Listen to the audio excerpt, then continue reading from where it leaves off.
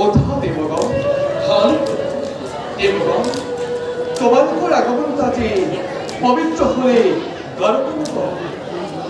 কিন্তু দেবগণ, কেউ দেখেছ যে তোমার উপরে বিক্ষুণ্ণ বদন হয়েছে নাকি স্বর্গপ্রত কিবা অজ্ঞাত? যদুপতি, হে নারায়ণ, ভাগ্যর বিড়ম্বনা তার নিয়তির অমুখ স্রষ্টান্ত দামে সর্বহারা অমৃত প্রাণ করে অমরত্ব লব্ধির যদিও বারে বারে দৈত্য দানবর পরাজয় বরণ করে অখে লাঞ্ছ ভীষণ দেবতা সমাজে এটা মানে সময় দিব না না শোনা আছে আজি দেবতায় আজি দেবতায় অমরত্ব নেমেছে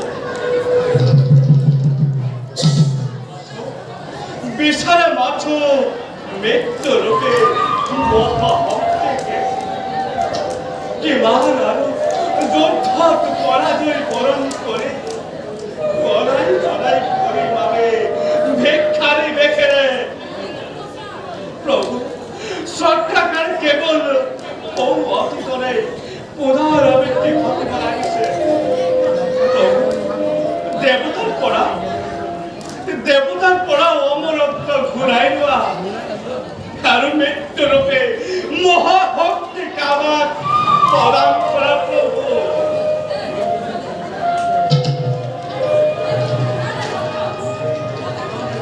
দেবতা দৈবর অমুক লিখনা খণ্ডন করিব পারে কোনে? আৰু আমার কি শক্তি আছে তাকে রোধ করা? তুমি কি প্রহেলিকার দৰে কথা কৈছা কৃষ্ণ? দেৱতাৰ এনে মিলাই বিপত্তি দিনতো তুমি নিষ্পন্দ হৈ থাকিব পাই? দেৱতাৰ এনে আকুল কান্দনেও তোমাৰ হৃদয় স্পৰ্শ কৰিব পাৰে না? কৃষ্ণ, তোমাৰ এই বিশ্বাসঘাতকতা দেৱতাৰ হৃদয়ত বজ্ৰপাত হৈ পৰিছে। দেৱগণ, লাভ নাই আৰু এই স্থানত থাকি ওলা দেৱতা সদায় ভিক্ষাৰী হৈ থাকিব। বিশ্বাস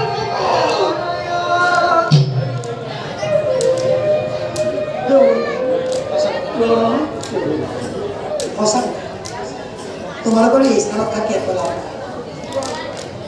তই মোৰ হৃদয়ত আজি দয়াৰ আকাৰ নাই, তৰুণ সাগৰ আজি তৰং এওঁকাৰ নাই, এওঁকাৰ দয়াময় বুলি নামাতিবা দেৱগণ।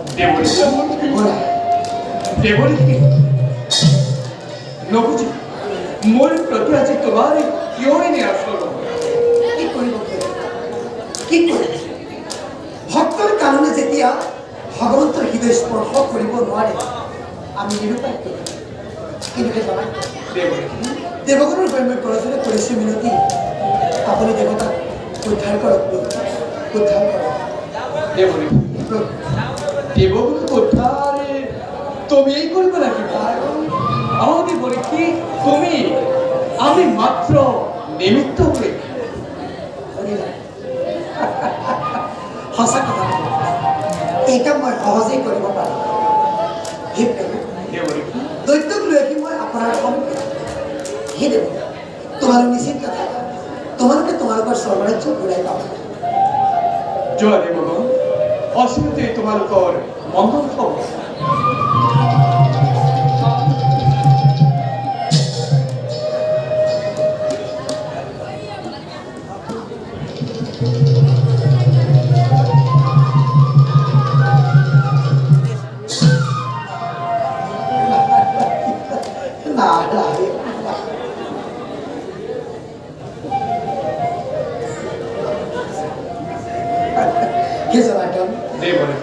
নারদের কত সহস্র অপরাধ মার্জনা কৰিব।